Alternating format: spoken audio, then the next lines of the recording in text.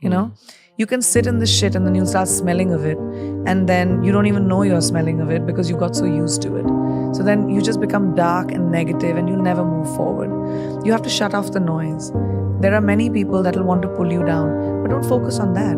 Focus on the one person that believes in you. Focus on the light, little sliver of light that you might see, a little bit of inspiration that you might see. And that's the hardest thing to do because you're bogged down by baggage. You're bogged down by shackles of people holding you down. So you have to really push forward. And that's just individual. Do you have that inside of you to fight that fight for yourself? Or are you going to wait for somebody else to do it? That's an individual choice.